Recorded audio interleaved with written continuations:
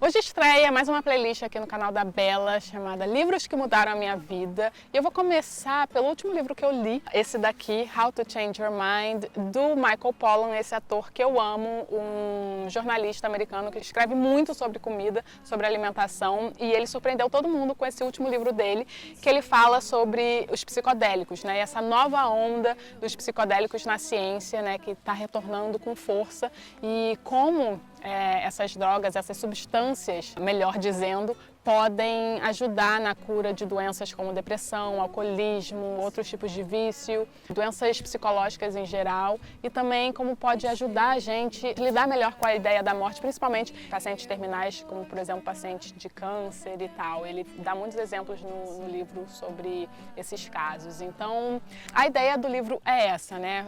Jogar assim uma luz nessa nova ciência, na verdade que começou há muitos anos atrás, mas foi parada assim e está voltando agora. Mas enfim, o Michael Pollan foca muito no livro no LSD, nos cogumelos psicodélicos e no DMT. O LSD, ele conta a história, né, de como surgiu o LSD, um cientista que estava trabalhando para achar um novo remédio para o coração, acabou surgindo com essa droga e, na verdade, a substância entrou, talvez pela pele dele, e quando ele foi para casa ele começou a ter alucinações, assim, teve que deitar no sofá e se submeter a essas imagens e essa loucura que ele achava que estava tendo para poder absorver tudo isso. Foi a primeira viagem de LSD que alguém teve na vida, foi o próprio inventor da substância. E isso foi em 1940 e pouco. Ele foca também nos cogumelos psicodélicos, que tem a substância psilocibina, deixa eu ver.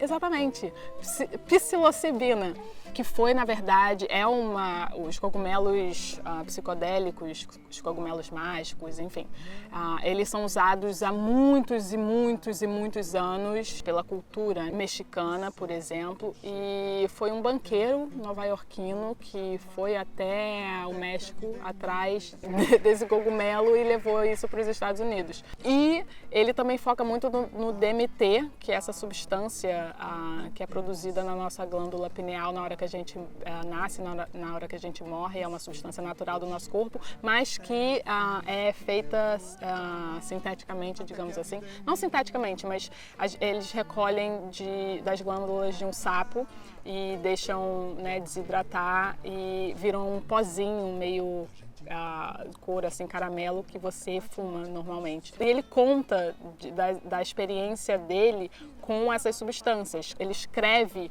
um relato da viagem dele com o LSD, com os cogumelos e com o DMT. E é muito maravilhoso ouvir ele não, mas ler a viagem dele, porque é algo realmente que muitas vezes você não consegue colocar em palavras, né? Assim, você ter uma viagem dessas é muito difícil você explicar para alguém depois como é que foi. Gente, é tipo muito difícil. E ele faz isso de uma maneira genial. E ele fala, né, de como essas drogas, elas eram tão estudadas em meados do século XX, devido à sua potência em mudar a forma como a gente pensa, em fazer com que a gente transcenda e fazer com que a gente enxergue o mundo de uma maneira muito mais completa e amorosa, foi proibido.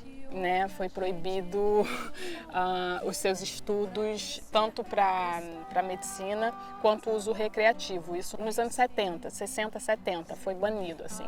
Nos Estados Unidos você já não podia usar essas drogas para uso recreativo nem para estudo científico. Então foi banido. Muitos psicólogos e cientistas continuaram na surdina assim, a trabalhar com essas drogas.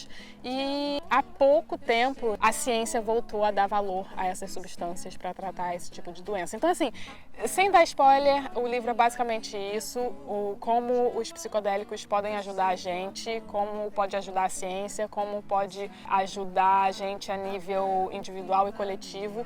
E eu achei o máximo, até porque todas as viagens que ele fez, eu também já tive. É uma experiência muito maravilhosa. Eu acho que a gente precisa, obviamente, entender o contexto no qual a gente está fazendo essas coisas. São substâncias muito fortes, né, em relação à expansão da mente.